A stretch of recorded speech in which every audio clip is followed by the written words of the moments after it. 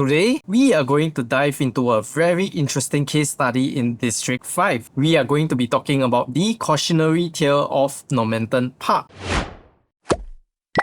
But before that, let's go through an overview of the development first. Normanton sits on a land parcel of 660,000 square feet, a huge land size, and is home to 1 to 5 bedrooms and cluster houses as well. It has nice swimming pools, 12 barbecue pits, 2 function rooms, 2 tennis courts, and a half basketball court. All of the blocks have their own individual facings, which provides you with the various views such as city views, the forest and sea views, or even the pool views, or even a combination of multiple of these options. It also has its own commercial space, which is home to NTUC, 7-Eleven, a cafe, a clinic, and an F&B outlet which sells chicken rice currently. It is the only housing in the area, which means that it has no competition, but it also means that it has no neighborhood or organic support. The entire of this estate was modeled after the Amazon forest and was aiming to be an extension of Kent Forest and oasis, hence the many pools and also even the palm trees. Unit mix wise, we have a huge concentration in the 1 and 2 bedroom unit types, followed by the 3 bedroom compact types. The rarest of them all are of course the 4 and 5 bedroom units and also the cluster houses. The 1 bedroom and 1 plus study units get the pool facing or city views. The 2 bedroom comes in a 2 bed 1 bath or 2 bed 2 bath or 2 plus study variants, depending on how much flexi space you want for your house. And this is where the entry level of sea and Kent facings begin, specifically for the 2 bed 1 bath and 2 bed 2 bath layouts. And the other layouts offer you either city facing or pool facing units. The 3 bedroom comes in compact and premium variant, which offers all kinds of facing for each variant, so you can choose either of the facing for either of the unit types you're looking out for. The 4 bedroom comes in 2 variants. Funnily enough, the 4 plus study is the smaller variant and the 4 bedroom premium gets you the junior master and an extra toilet. 4 bedrooms have the premium sea and forest facing or the inner pool facing that allows you to see from end to end in the development. The 5 bedroom units have only 1 unit variant and it is the Kent or sea facing units. And for all Kent facing units, you will need to be at least level 12 to see a bit of the sea. Lower floors will only yield you the forest views. And this is a 99-year-old leasehold mega development that has broke all records. It has a massive 1,862 residential units and sold roughly 600 of them on its very first day at launch. And this is with a developer that has a questionable reputation. And in fact, the entire development sold out within a year and a half from launch. And despite it having this phenomenal sales record, we have been seeing a softening or downtrend in the PSF, especially in the past 1 year. So why is a new launch project with such a strong start facing this trend? Let's uncover that mystery today.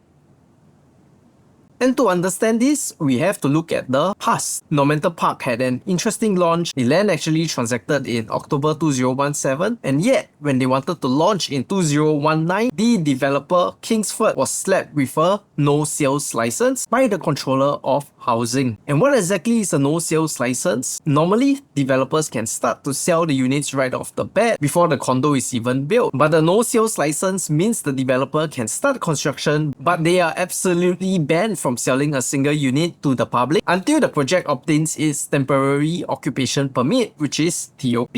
And so why did this happen? The authorities issued this restriction to protect home buyers after the Building and Construction Authority, which is commonly known as BCA, found deviations from building regulations in the developer's previous project, Kingsford Water Bay. They also took into account complaints regarding workmanship and safety lapses at another project, Kingsford Hillview Peak. And to get this ban lifted, which they successfully did in November 2020, the developer was forced to agree to an incredibly strict condition. The controller of housing mandated that every single unit in Normanton Park must pass the BCA's rigorous quality mark assessment and rectify all past mistakes before they could apply for TOP.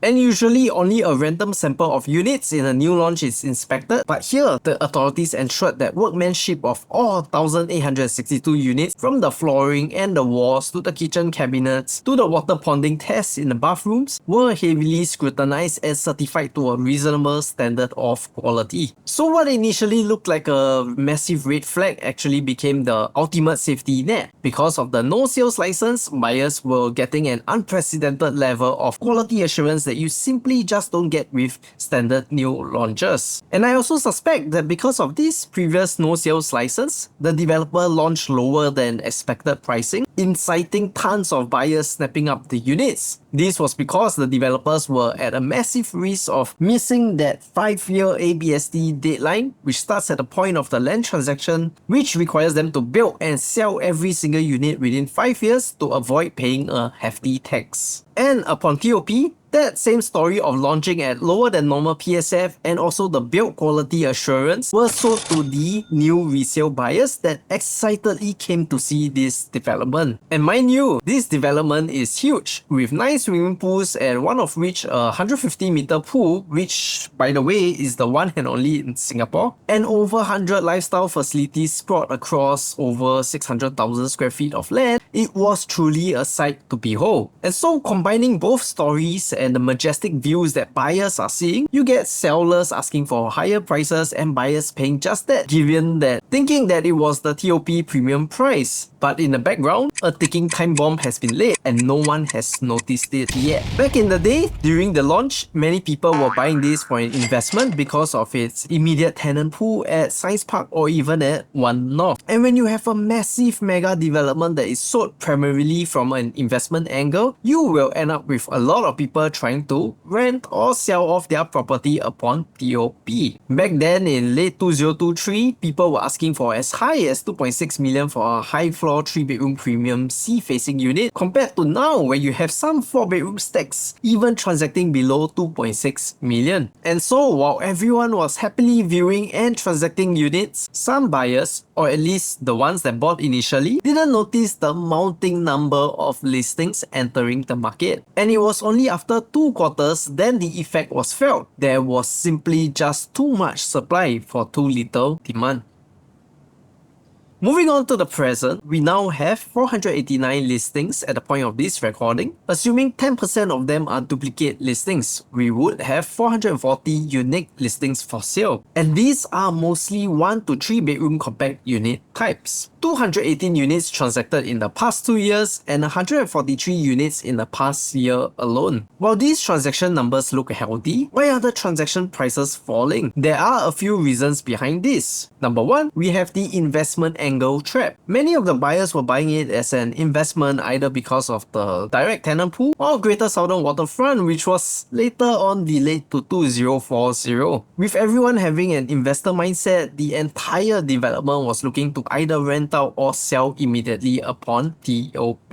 And the second reason, speaking of supply, after all the transactions in the initial few years after TOP, the existing supply is still higher than demand. Over 400 units based on 100 transactions a year would take 4 years to clear, assuming no other listings come on in the meantime. And number 3, Normanton needs buyers that are inorganic, meaning that they didn't originally come from this neighborhood but are uprooting from theirs to come over because there is no other housing estates in this area. And number 4, when we say no housing estates, we also mean that there are no BTOs or HDB clusters in the direct vicinity, which means that we don't have that direct pool of accessible upgraders that will want to buy a private property here. And number 5, finally, a lack of the anchors in our pillar 1 for property demand. This estate has neither schools, amenities or MRTs in direct vicinity, and having none of these can seriously hamper the demand for property. Coupled with these reasons, you would have maybe 10 buyers coming to view Normanton Park and maybe only 1 or 2 that decides to purchase a unit here. And because Normanton doesn't do well with all other factors in the pillars of property demand, your facing, unit type and condition really matters a lot, because that's all the limited number of buyers will be focusing on here. So if you're a lower floor road facing unit with maybe some west sun, you might take a longer than normal time to offload it, or even lower your price expectations, as we can see with these transactions of similar unit types. And Normanton Park is in a really niche location as well, seeing that there's a bus stop named Normanton Park and the address is block number at Normanton Park. It really is an island on its own, which makes it that much obscure to many. And so some buyers in Normanton Park have decided to make it more attractive for buyers by lowering their prices so that they can move on to their next property. Hence, you see the drop in prices here. And what you may be thinking, that is because this is a mega development, that's why we are having so much supply. That is simply not true. Because Treasure at Tampines, a similar age and even a bigger size condo, is the complete opposite of Normanton Park. The only difference is that they are in a matured and favoured location and the demand is way higher than Normanton Park, despite it having the lousier design comparatively. And in all fairness, it is not all doom and gloom, as people have clearly sold above their launch prices, with 5 bedrooms taking as much as $700,000 in gross profits, and with the profits tapering off as we go down the other smaller unit types. The only one that truly seems to be suffering are the 1 bedrooms here.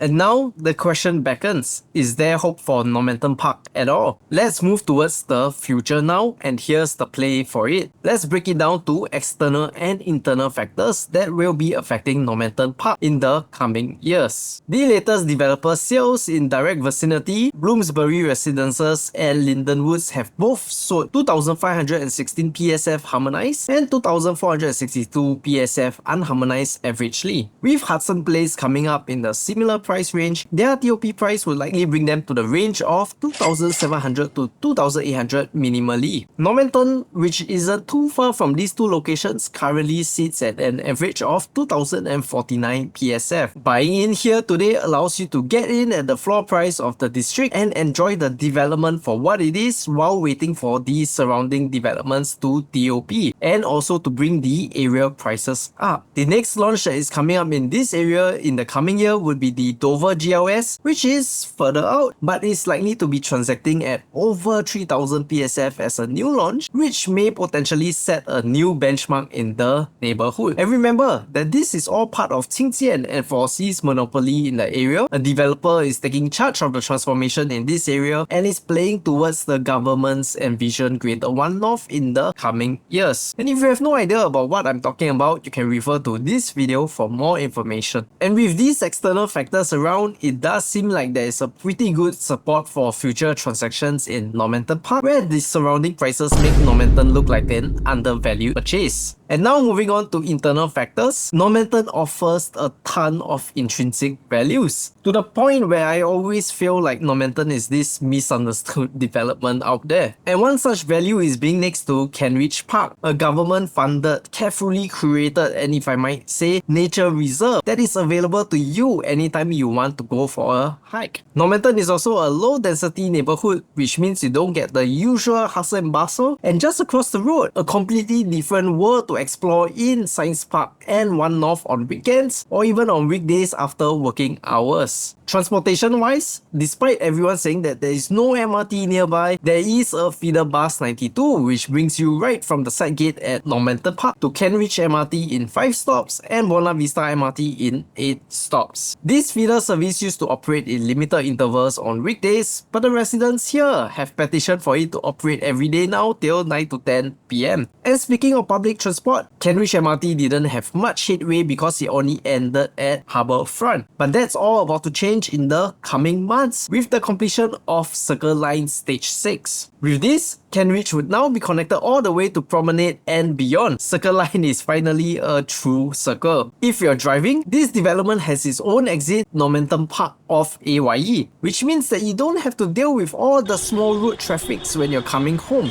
And thanks to that, you will also be able to get to Orchard and Jurong East or even Harbourfront all within 10 minutes. And another thing which is sometimes seen as a small thing that may entice people is also the low maintenance fees. bedrooms. Because it is spread across 1,862 units, the maintenance fees here are lower than most developments. One bedroom's quarterly maintenance is around $675, with an addition of approximately $75 for each unit type upgrade. And for those of you that have viewed Normanton, I'm sure we can't deny that this development is indeed one of the better curated ones, where it truly feels like a resort due to how high and far up each block is, coupled with the many cabanas, the swimming pools all around, many palm trees, well taken vegetation. And we even have chicken rice downstairs now if you're looking for hawker food, and are 3 bus stops away or a 10 minutes walk away from Genio, which has tons of food options including a Swenson's buffet. And if you want to experience a different slice of Singapore on that weekend, you can head down to Dempsey or Holland Village, which is really close by as well. Your nearest shopping mall would then be Anchor Point and also IKEA Alexandra, which makes this a rather unique neighborhood to live in. And now finally, let's talk about the window of opportunity for both investors and own stayers. If you're an investor, you will be likely looking out for units that are in a hurry to let go because of maybe their life circumstances, or maybe they are willing to take a hit to upgrade into something bigger immediately. If you're buying at market rate and thinking of renting it out while waiting, then this might not be a good prospect for you, and you'll be better off buying something closer to the MRT like Queen's Peak or Commonwealth Towers in this district, for an example. And if you're buying for own stay and the intrinsic benefits of this development is something you can consider, then buying into Normanton Park might be a good decision for you. Because even if you get it at the average of 2,049 PSF, you'll get to enjoy the peace and serenity offered here, and you'll be able to catch the wave of the new developments that TOP in approximately 4 years. And not forgetting that there will be a cascading effect on the Greater Southern Waterfront if you are staying here for more than 10 years. And if you are currently staying in Normanton Park as an owner, don't panic. Continue enjoying the development for what it is. The supply isn't going to be going down anytime soon until we got the new condos TOP and selling at 800 PSF above Normanton prices. Hopefully, we will also start seeing more demand from the point where Circle Line Stage 6 has been completed. And there you have it, the story of Normanton Park, and also a tale of caution to new launch buyers that are looking at heavy investor developments. Don't expect to sell off or rent out your property immediately, because you will be facing stiff competition or a stagnation of prices until inventory is cleared off. Even if the price seems like a bargain compared to other new launches in the market, focus on the fundamentals of the property if you're looking at a short-term exit, lest you run into a Normanton Park scenario. If you're buying a property for a holding period of 10 years or longer, then it's fine. Wherever you buy in Singapore, it will very much likely appreciate in the next 10 years or so. And now that reservist is over, our video schedules will be coming back to normal. And if you like videos like this, subscribe to the channel. I'm ASAP, and I will see you in the next video.